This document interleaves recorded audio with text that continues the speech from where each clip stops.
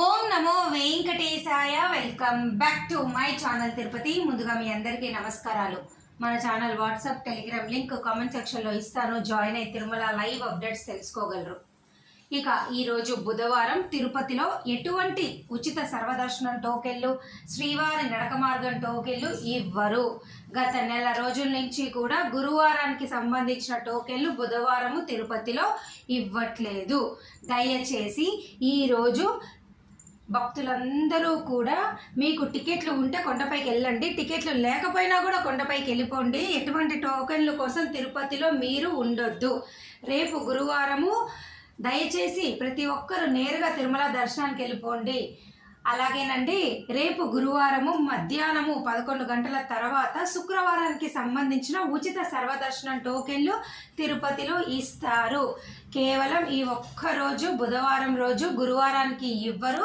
తిరిగి రేపు గురువారం రోజు శుక్రవారానికి సంబంధించిన టోకెన్లు ఇస్తారు. దయచేసి ఈ విషయం మీరు తెలుసుకోండి.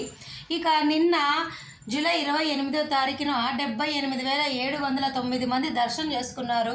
31,312 మంది తల్లిలాలు ఇచ్చారు. 4,76,00,000 హుండీ కానుకలు, 3,97,000 మంది లడ్డు ప్రసాదాన్ని తీసుకున్నారు. 2,26,000 మంది అన్నప్రసాదాన్ని స్వీకరించారు.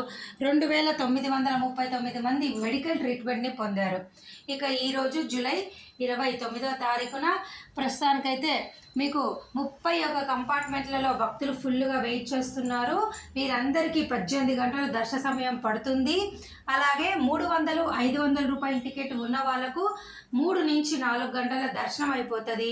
ఇక ఈరోజు సర్వదర్శనం టోకెన్లు ఇవన్నీ కూడా తిరుపతిలో రేపటికి సంబంధించింది ఇవ్వరు. సో దయచేసి ఈరోజు టికెట్లు ఉన్న సర్వదర్శనము నడక మార్గం ఉన్న వాళ్ళకు 4 నుంచి 6 గంటల్లో మీకు దర్శనం అయిపోతుంది. ఓకేనా అండి? ఇంకా దయచేసి భక్తులందరూ కూడా ఒక విషయాన్ని గమనించాలి. ప్రస్తుతం అయితే మనము జూలై అయిపోతుంది, ఆగస్ట్ నెలకి వస్తున్నాం. ఆగస్ట్ నెలకు సంబంధించి దర్శనం కోసం ఏమైనా డౌట్లు ఉంటే నన్ను కామెంట్ సెక్షన్లో అడగగలరు.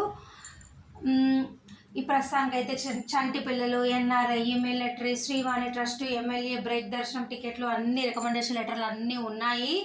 దయచేసి డౌట్లు ఉంటే నన్ను కామెంట్ సెక్షన్లో అడగండి. Thank you so much for watching this video. మళ్ళీ కలుద్దాం.